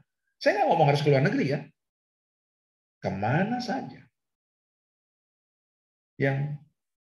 Yang doing crazy thing sama anak-anak. Yang saya merasa saya cukup puas melakukan itu.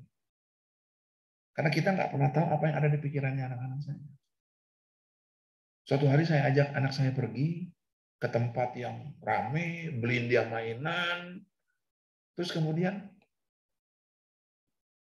di akhir dari liburan saya tanya sama dia, dari semua selama 10 hari ini kita liburan, apa yang paling menarik hatimu? Apa yang paling kalian ingat? Dan semua jawabannya, yang 3 cewek jawabannya sama. Waktu papa sama mama ajak kita keluar dari hotel, pergi ke sana, dia bilang, beli crepes, hujan-hujanan. Yang dia ingat bukan rasa crepes, tapi hujan-hujanan sama papa sama mama. Oh, kalau hujan-hujanan sama papa sama mama, di halaman belakang juga bisa, saya bilang. Ngerti nggak maksud saya? Tapi dari mana? Nah, akibatnya gara-gara itu, saya sama istri saya suka, waktu anak-anak masih kecil, istri saya pernah punya ide gini, suatu kali lagi duduk itu di Jakarta, biasanya Januari, Februari, nggak jauh-jauh dari Sinca, kan hujan terus. Begitu hujan besar, saya bilang, ajak anak-anak hujan-hujanan. Udah, yuk keluar yuk, Jaka. Nggak pakai sandal, nggak apa keluar rumah, jalan di kompleks, keliling-keliling, hujan-hujanan. Dan buat mereka, itu mereka ingat sampai sekarang. Kadang-kadang it's a small thing. Nah, waktu saya ngomong susu sama madu, sometimes it's not only about uang. It's about your time. Ada your short term time, ada yang long term time, ya kan? Kadang-kadang, nah saya belajar dari seseorang. yang namanya Dr. Robbie Sonderegger. Dia bilang, dia sebisa mungkin dia memaksa dirinya. Karena sering kali gini, kalau kita tengah-tengah kerja nih, misalnya saya lagi Zoom nih, gini, tiba-tiba ada anak kecil. Misalnya saya masih punya anak kecil ya, umur 3 tahun. Tiba-tiba dia datang ke sini, terus dia gini, Papa. Nah, menurut teorinya si Dr. Robbie, dia bilang, jangan lu bilang, nanti, Papa lagi Zoom. Karena itu adalah window yang nggak lama. Yang lu akan kangen anak lu begitu sama lu. Kalau saya, dia bilang, terlepas dari it looks ugly on Zoom, saya akan bilang ini, give me 20 seconds. Yes, saya taruh di sini. Papa lagi Zoom. Oke, kamu mau apa? Aku mau ini. Ya, oke, ini gini dulu ya, nanti kita lagi. Oke, taruh. Itu akan dia ingat untuk waktu yang lama. Menurut orang yang sekolah psikologi. Kalau di sini ada orang yang sekolah psikologi, maybe you can confirm. Gitu. Jadi, saya nggak sempat lakukan itu. Ya, I wish I can do that. Pak gini, Papa lagi meeting nanti. Kalau saya tahu, ya kenapa? Gini. Oke, kamu minta ini. Jadi dia at least dia merasa bahwa papanya attend. Jadi susu sama madu itu gini, resource itu saya nggak melulu ini soal uang, bisa soal waktu, soal our resources. Gitu. Ada yang short term, ada yang long term. Kita mesti kelola dengan baik mana yang long term, mana yang short term. Ada orang pindah rumah karena anaknya sekarang dari playgroup pindah ke TK, TK-nya di sana terus dia pindah rumah. Saya bilang, halo, TK itu cuma 2 tahun, habis itu kan dia pindah lagi masuk SD. Rumah itu medium term, long term. TK kan cuma short term, cuma 2 tahun. Atau buat orang yang sudah menikah, suami istri bertengkar, itu nggak biasa. Besok juga baikan lagi. Short term. Bercerai itu long term. Jangan pakai solusi long term untuk persoalan yang short term. Jangan pakai solusi short term untuk persoalan long term. Kalau seseorang mau menikah 3 bulan lagi, udah ada uangnya nih buat bayar uang pesta, uang catering. Let's say deh dia punya udah budgetin 100 juta di tangan. Kan masih 3 bulan lagi. Kalau gitu beliin saham aja dulu nih. Ini kan lagi gonjang-ganjing naik turun nih. Loh, buat kawin tuh tinggal 3 bulan lagi. Ini udah jadi susu nih. Nah, sementara produk yang kamu mau beli itu produk long term. Semua orang yang apa namanya? Yang sebentar saya.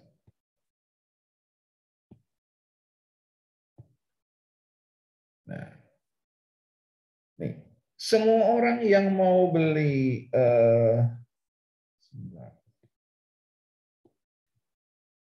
semua orang yang ditawarin produk investasi pasti dikasih grafik ini.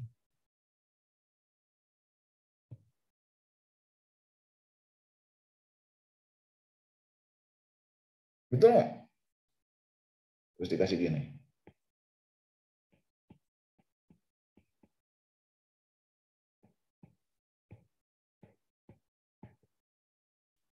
%18% average growth. Betul, tapi produk ini adalah produk long term. Sementara uang yang kamu pegang adalah uang buat kawin 3 bulan lagi. Itu uang short term. Yang suka nggak dijelasin sama orang investasi itu gini. Ini di sini, ini tahun 1930. Ini tahun 2022.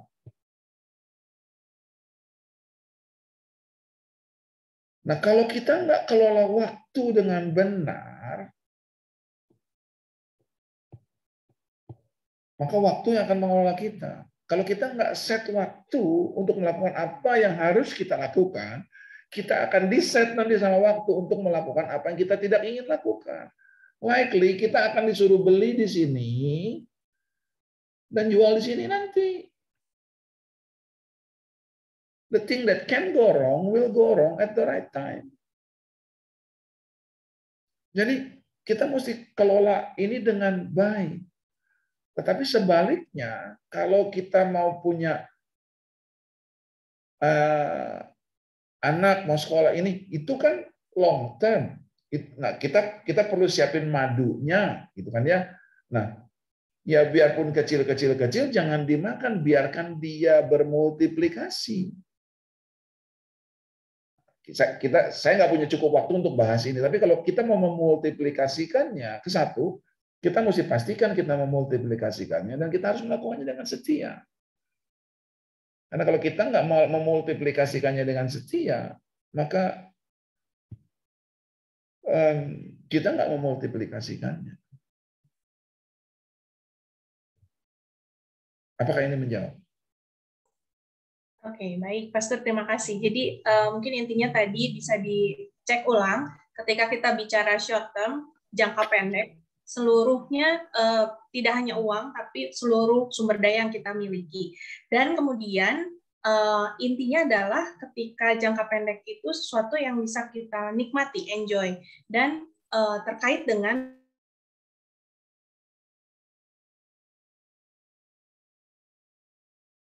yang pertama, sayang sekali waktunya tinggal sedikit, jadi saya akan satu lagi saja pertanyaannya, padahal ini sudah banyak sekali ya, hanya tidak memungkinkan. Satu lagi, Pastor, apakah investasi yang benar itu adalah kita mengelola uang sebagai modal usaha untuk dikelola kemudian jadi bisnis, di mana kita rajin mengelolanya? Itu mungkin, Pastor. Terima kasih. Coba ulangi pertanyaannya. Jadi investasi yang benar itu apakah ketika kita mengelola uang sebagai modal usaha di dalam bisnis, di mana kita rajin mengelolanya, gitu.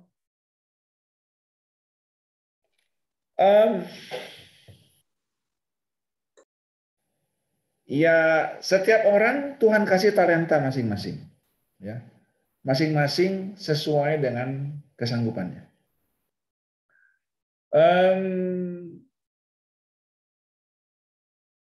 Tetapi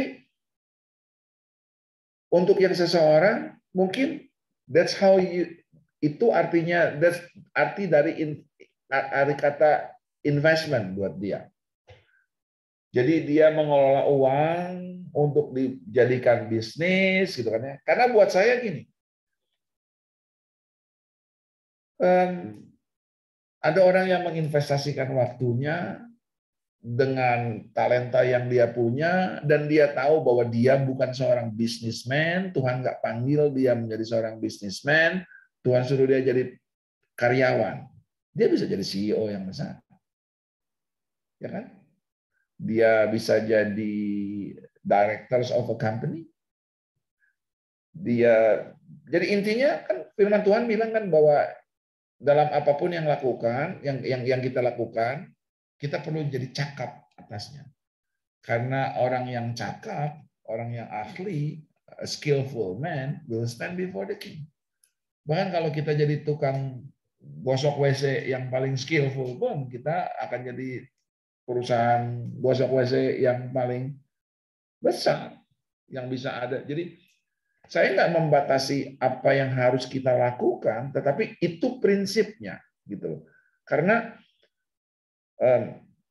semuanya kan mulai dari dalam keluar. Sebelum kita bisa menguasai dunia, kalau saya pakai ilustrasinya Tuhan sama Adam kan, Tuhan bilang sama Adam gini, taklukkanlah dunia. Sebelum lu naklukin dunia, gini deh, lu latihan dulu deh, lu taklukin dulu ini Taman Eden, ya kan? Nah, sebelum lu bisa menaklukin Taman Eden, lu taklukin diri lu dulu sendiri. Gini caranya. Semua boleh kamu makan, tapi yang ini jangan. Ternyata kan Adam tidak berhasil menaklukkan dirinya. Kalau dirimu saja nggak kamu bisa taklukkan, gimana kamu mau menaklukkan dunia? Sekarang prosesnya kita balik dari dalam. Tuhan bilang, kepadamu kuperhadapkan kehidupan, kematian, berkat maupun kutuk, pilih kehidupan. Hidup mengasihi Tuhan. Gitu kan? Nah, supaya kamu bisa mengelola diri kamu. Nah, kamu belajar mengelola diri kamu dulu nih sekarang dengan baik. Jadi kamu tahu, saya ini punya susu sama madu, ada prinsip. Kalau saya bisa mengelola ini dengan baik, mengelola waktu yang ada dengan baik, mengelola hidup saya dengan baik, mengelola prinsip-prinsip saya. Karena kalau saya mengasihi Tuhan, adalah saya menjalankan apa yang Tuhan perintahkan sama saya. Kelolalah waktu ini dengan baik, lakukan ini, lakukan itu. Nah, kalau saya jadi good steward of myself, maka saya kemudian akan dipercayakan talenta. Ada yang 2, ada yang 5. Nah, talentanya macam-macam. Ada yang berbisnis, ada yang di perusahaan, ada yang melayani Tuhan, ada yang ngerti nggak? Dan semuanya tergantung kesanggupannya.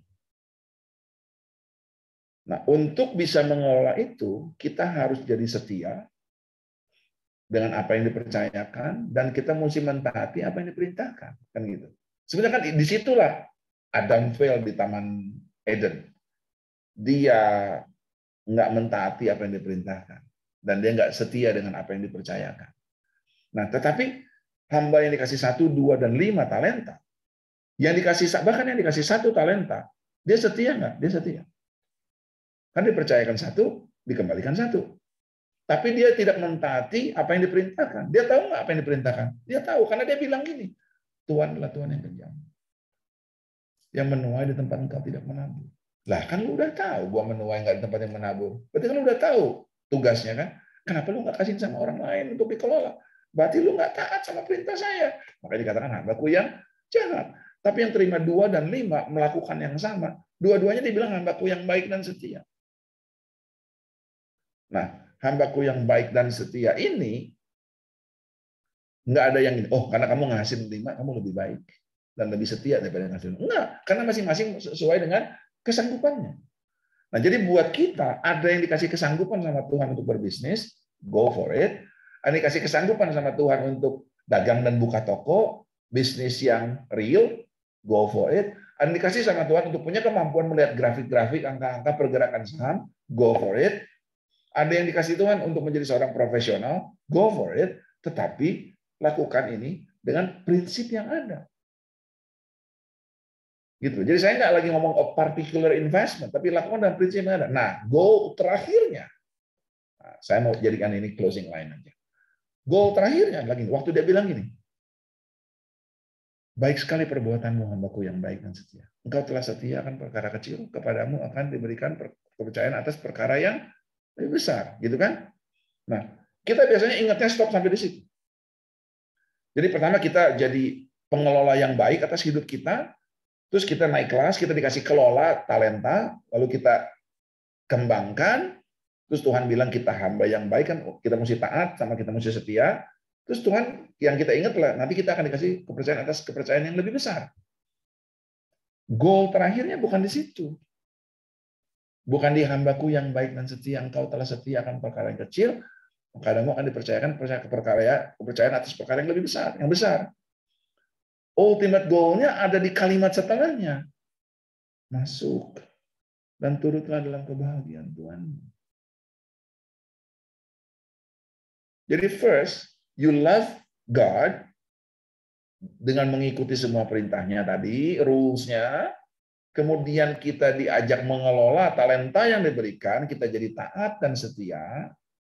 Atau kalau bahasa lain gini, kita menjadi orang yang bisa mengelola apa yang Tuhan percayakan kepada kita dan kita melakukannya dengan baik. Okay? Tapi goalnya adalah kita mempercayai Tuhan untuk kelola apa yang Dia punya buat kita.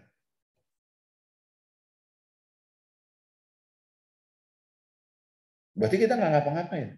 Siapa bilang? Tapi kita baru bisa masuk ke sana kalau Dia udah bilang ini, hambaku yang baik dan setia. Nah, kita ini suka dari tahap 1, orang bilang, saya langsung mau masuk tahap 3. Nanti ininya gimana? Nanti Tuhan yang sediakan. Nanti ini gimana? Nanti Tuhan yang sediakan. Gua istirahat aja. Sebentar, Tuhan udah bilang sama kamu gini belum? Hai hambaku yang baik dan setia, bahwa kau telah cakap mengelola perkara yang kecil, dan kepadamu akan kupercayakan perkara. Tapi ada orang yang bisa mengelola yang kecil lalu dia kembangkan, habis itu apa? Dia nggak bisa mempercayai Tuhan enough untuk bilang mulai sekarang gue berserah sama Tuhan. So that is the ultimate goal. Pertama, kita mengelola apa yang Tuhan percayakan kepada kita dan kita kembangkan sampai dia bilang hambaku yang baik. Finalnya adalah kita percaya Tuhan kelola apa yang dia punya buat kita. Ini yang kalau kita nanti baca semua yang ada di Ibrani yang bilang ada satu hari yang disebut sebagai hari perhentian itu. Dan hari perhentian itu bukan hari perhentian waktu kita mati. Sebab terjelah di bumi seperti di dalam surga. Jadi kita bisa masuk di hari perhentian itu. Waktu kita masih hidup di bumi ini. Untuk cerita ini panjang. Jadi itu jawaban yang saya bisa lakukan dari sisa waktu yang ada. Saya berharap ini menjawab sedikit dari apa yang jadi pertanyaan, dan I hope this can bless you. Semua yang saya ceritakan di sini ada yang saya belajar setelah saya kejeblos, ada yang saya belajar dari baca-baca, ada yang saya belajar dari apa yang Tuhan wahyukan. Tapi tidak ada sedikit pun maksud saya untuk menggurui siapapun yang ada di sini. Tetapi I just felt that ini firman Tuhan penuh dengan prinsip-prinsip seperti ini. Kalau kita bisa melakukannya, maka kita bisa hidup berkemenangan. Itu aja sih. God bless you. Oke. Terima kasih Pastor Joni, dan terima kasih Bapak Ibu serta saudara sekalian. Mohon maaf sekali untuk tadi banyak sekali, padahal ini tambah lama tambah panas nih Pastor. Tapi apa daya ya, kita mungkin buka sesi baru lagi nih Pastor Yeli untuk teknisnya lebih lanjut, karena tadi sudah diceritakan dengan sangat jelas oleh Pastor Joni tentang smart investment dan prinsip firman Tuhan yang bisa kita terapkan dalam kehidupan kita sehari-hari. Jadi mungkin demikian untuk hari ini sesi tanya jawabnya. Saya kembalikan pada Tias. Terima kasih.